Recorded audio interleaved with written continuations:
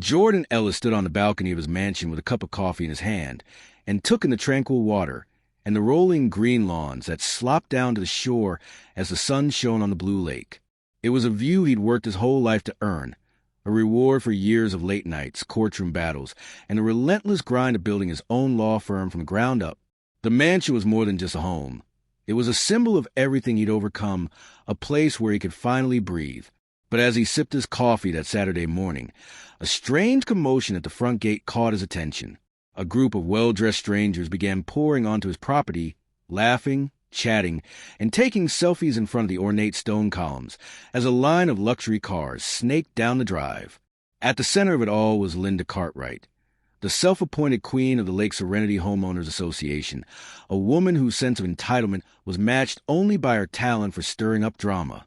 Jordan watched in disbelief as Linda, clipboard in hand, marched up the steps as if she owned the place, trailed by 100 guests in cocktail attire. He put down his cup and walked out to meet her, his growing rage hidden behind his calm demeanor. "Linda, what is going on?" he demanded, blocking her path at the top of the stairs. She didn't even blink. "Oh, Jordan, don't be so uptight. The HOA is hosting a charity brunch, and your house is the perfect venue. I sent you an email last week. Didn't you see it?" Jordan's jaw clenched. "You sent an email, not a request. You never asked for my permission, and you certainly didn't get it." Linda waved a manicured hand dismissively. "You're a part of this community, aren't you? It serves a noble purpose. Additionally, your house is significantly larger than anyone else's. It's only fair you share." Behind her, the crowd was already fanning out across the patio, some heading for pool, others wandering into the house as if it were a public museum. Jordan's patience snapped. "Everyone needs to leave. Now, this is private property and you're trespassing." Linda's smile turned icy. "Don't be ridiculous. My guests are here, and we're not going anywhere. If you have a problem, take it up with the board." Jordan took a deep breath, his mind already shifting into lawyer mode. He pulled out his phone and began recording, capturing Linda's smug defiance and the chaos unfolding on his property. "You're making a big mistake, Linda," he said quietly. "A very expensive one." She rolled her eyes, turned to address her guests. "Ignore him. Have a good time." The next hour was a blur of confrontation and disbelief. Jordan called the police, who arrived to find 100 people milling around the mansion, glasses of champagne in hand, oblivious to the fact that they were trespassing. Linda tried to charm the officers, insisting it was all a misunderstanding, but Jordan showed them the emails, the security footage, and the HOA bylaws that made it clear no one had the right to use his home without his explicit consent. Jordan made sure to take pictures of every person, car, and name on the guest list before the police cleared the property. As the last of the partygoers filed out, Linda confronted him one final time at the gate, her voice dripping with contempt. "You'll regret this, Jordan. No one likes a troublemaker." He met her gaze, unflinching. "We'll see about that." Jordan reviewed the footage and drafted a lawsuit in his study that night. He knew everything there was to know about the law and how much harm Linda and her guests had done to his property, reputation, and peace of mind. He filed suit the next morning, naming Linda and every guest as defendants, seeking $100,000 in damages from each for trespass, invasion of privacy, and emotional distress. The story exploded across social media and local news, the image of Linda's shocked face at the gate going viral. The HOA scrambled to distance itself from her, and neighbors who had once whispered about Jordan's attitude now lined up to apologize. But for Jordan, it wasn't about revenge. It was about respect, and about making sure no one ever tried to take what he'd earned again. The days that followed were a whirlwind of phone calls, legal filings, and media requests. Jordan received a flurry of messages in his inbox, some from more outspoken party guests pleading with him to drop the lawsuit or claiming they didn't know they were trespassing, others from neighbors who expressed shock and support, and still others from local reporters eager for a quote. But Jordan was unmoved. He wasn't going to back down now that his own home was at stake. He had spent his entire career fighting for people whose rights had been violated by those who thought the rules didn't apply to them. He meticulously compiled evidence. Security camera footage showing guests wandering through his private office, fingerprints on his art collection, and even a few broken garden lights and wine stains on imported rugs. He had the emails, the guest list, and the police report all neatly organized in a folder labeled Cartwright et al. The story was covered by the local news for days, with the headline Lake Mansion owner sues HOA president and 100 guests for $100,000 each after unauthorized party splashed across the evening broadcast. Overnight, the video of Linda stuttering and red-faced at the gate became a meme. The HOA board, desperate to avoid being dragged into the lawsuit, called an emergency meeting. Jordan showed up, his suit neatly on, and calmly presented the information for everyone to see. "This isn't just about me," he told the assembled board and residents. "It's about the principle that no one, no matter how entitled, can violate someone else's rights and expect to get away with it. If you let this slide, what's to stop it from happening to you?" The weight of his words settled over the crowd, and the room became silent. Linda, seated at the end of the table, tried to defend herself, insisting it was all a misunderstanding, that she'd only wanted to bring the community together. However, the board did not concur. She was openly rebuked by a number of members, and a motion was made to remove her as president until the lawsuit's outcome. The vote was nearly unanimous. As the legal process unfolded, Jordan's case grew stronger. His attorney, an old friend from law school, filed motions for summary judgment, citing clear evidence of trespass and willful disregard for property rights. The guests, many of whom were prominent members of the community, began to panic as they received court summonses. Some tried to settle quietly, offering to pay for damages and issue public apologies. Others hired their own lawyers. But the evidence was overwhelming. Jordan refused to be intimidated by threats or pleas. He wanted accountability, not just for himself, but for every homeowner who'd ever been bullied or steamrolled by an overzealous HOA. The case became a rallying point for the neighborhood. Residents who had once kept their distance now stopped Jordan on the street to thank him for standing up to Linda. Some shared their own stories of her overreach, fines for minor landscaping infractions, threats over holiday decorations, and even attempts to dictate who could use the community dock. Linda became more and more isolated as the tide turned. The final blow came when the court ruled in Jordan's favor, awarding him the full $100,000 in damages from each defendant. The judge's decision was scathing, calling Linda's actions a flagrant abuse of authority and a gross violation of property rights. The guests, many of whom had thought they were above the law, were forced to pay up or face liens on their own homes.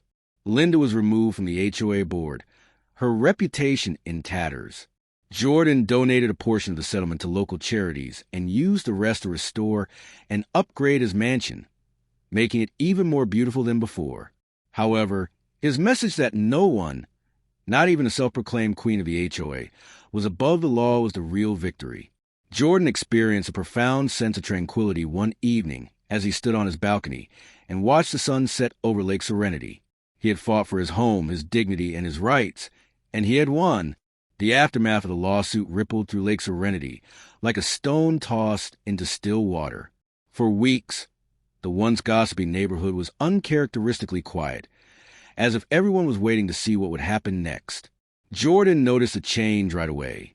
Neighbors who had previously avoided eye contact with him were now respectfully greeting him, and some even stopped to thank him for standing up to the kind of arrogance that had made so many people feel powerless. The HOA, eager to repair its image, called a special meeting to address the community's concerns. This time, Jordan was invited as a guest of honor, not a defendant. The new board president, a soft-spoken engineer named Mr. Patel, opened the meeting with a public apology. "On behalf of the HOA, I want to say we are deeply sorry for what happened to you, Mr.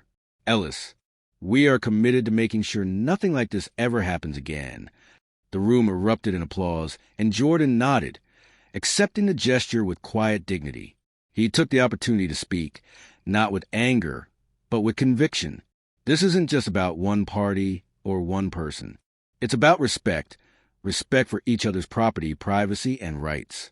If we want to be a real community, we have to hold ourselves and our leaders accountable. His words struck a chord. The board announced sweeping reforms.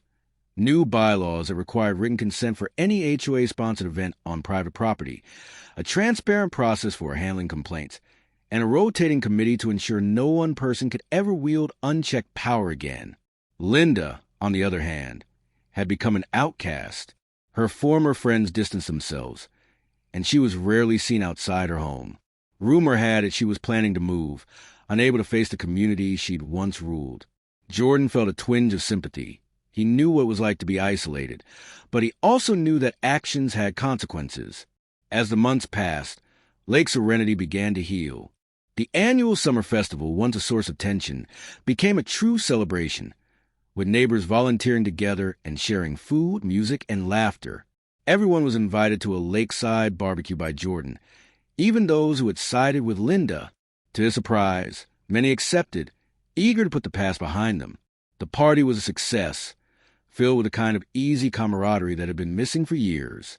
Children played on the lawn, couples danced by the water, and Jordan found himself at the center of it all, not as a victim, but as a leader. He realized that his struggle had given the community as a whole a new sense of empowerment in addition to protecting his home. People spoke up more, challenged unfair rules, and looked out for one another. The HOA, once feared, was now seen as a partner, not a threat. One evening, as Jordan walked along the lake, he was joined by Mr. Patel. Patel stated, "You changed things here. You reminded us that the law isn't just words on paper. It's a shield for all of us." Jordan smiled, realizing how true those words were. "I just wanted to be left in peace. But I'm glad if it helped others, too." Jordan felt a great sense of contentment as the sun set below the horizon. He had turned a moment of outrage into a movement for justice, and in doing so, had found a place he could truly call home. As autumn painted the trees around Lake Serenity in gold and crimson, the neighborhood felt transformed. The story of Linda's invasion and Jordan's victory had become a cautionary tale, but also a source of pride, a reminder that no one, no matter how entitled, was above the law. Jordan's mansion, once the backdrop for an unwanted spectacle, was now a symbol of resilience and community. He found himself more involved than ever, not just as a homeowner, but as a mentor and friend. He established a neighborhood legal clinic to provide residents who felt overwhelmed by homeownership contracts, bylaws, or the fine print free of charge. People who had once whispered about him now sought his counsel, and he was happy to help, knowing that knowledge was the best defense against abuse. The HOA, under Mr. Patel's steady leadership, flourished. Transparency and fairness were brought about by the new bylaws, and the rotating committee made sure that no one voice could take over. Disputes were handled with respect, and the community newsletter now featured stories of neighbors helping neighbors, rather than warnings and threats.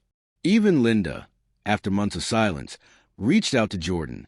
She sent a handwritten letter, apologizing for her actions and acknowledging the harm she'd caused. Jordan read it on his porch, the lake glimmering in the afternoon sun. He felt a mix of relief and closure, and though he didn't respond, he hoped she would find peace in her own way. The following spring, Jordan hosted another barbecue, this time with the entire community in attendance. He realized how much had changed as he stood at the grill, flipping burgers and laughing with neighbors. Children splashed in the shallows. Couples strolled along the water, and the air was filled with the sound of genuine friendship. Mr. Patel raised a toast, thanking Jordan for his courage and leadership. "You reminded us that standing up for what's right isn't always easy, but it's always worth it," he said. Jordan felt a warmth that was greater than any legal victory as the crowd applauded. Jordan made his way to the water's edge later, that evening as the lake's stars came to life. He thought about the journey that had brought him here, the struggle, the confrontation, the long fight for justice. He was aware that there would always be obstacles and people who would try to get around the rules for their own benefit. But he also knew that a community built on respect and accountability could weather any storm. Jordan experienced a profound sense of belonging as he looked back at his house, where laughter was escaping into the night air and windows were lit up with lights. He had defended his rights, changed his neighborhood, and found a family among his neighbors. He also realized that Lake Serenity was his true home, safe, sturdy, and united by the lessons of the past, as he stood by the water with the cool breeze on his face.